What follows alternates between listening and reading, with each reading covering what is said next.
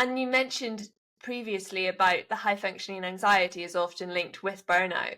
And perhaps that's kind of squaring the reason why the burnout occurs, because sure, okay, the high functioning anxiety short term may drive you to work more hours, to do more, to have a higher output, to have balance a social life alongside a really busy job, to, start a business and have a side hustle and all of the things that are quite popular now. I guess maybe they're just being talked about, it's hardly new ideas that I guess ideas of society, that push of society, we want to achieve. And perhaps that actually is the burnout is because of that. And if we did it in a more sustainable way, we could actually go on a lot further. We could actually feel, I guess, less stressed in the interim. I was speaking to a lady on the podcast, Sophie Bertrand. She's a nutritionist, and we were just. I love how these conversations. You speak to a nutritionist, and it goes off into health in general.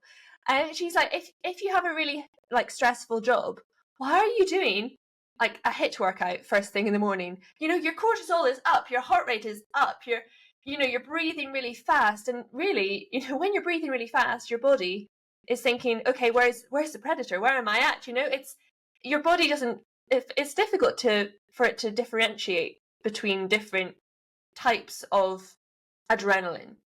So then if we are thinking, okay, this is my morning treat because, I'm getting up early to, because I'm connecting with my body and so on. Yeah, we're spiking our stress levels so high before having a full day of meetings or a busy day at work. Or even if you're just at home with children and, you're very stressed because that's very stressful in its own right.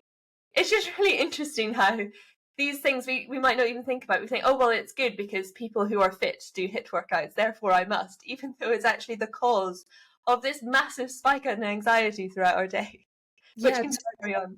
and exercise can be beneficial, of course, but as you said, we have to be mindful of where it's kind of playing into the whole picture. And certainly a lot of the exercise I do is much more love low intensity. I love long walks. I love yoga and those kind of things, and maybe some weights and that kind of stuff. But this is where it gets really interesting, is we can start to inquire as to where those drives in us to succeed and want more and more and more are really coming from.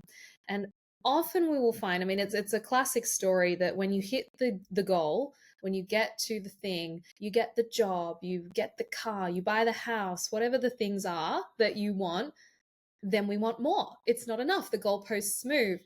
And even just knowing that can sort of bring up some interesting questions for ourselves. It's like, what am I heading for? Because once I get there, this thing that I think is going to finally make my life good, and finally I'll be happy, and finally I'll just relax and be content. Well, it's never going to be enough.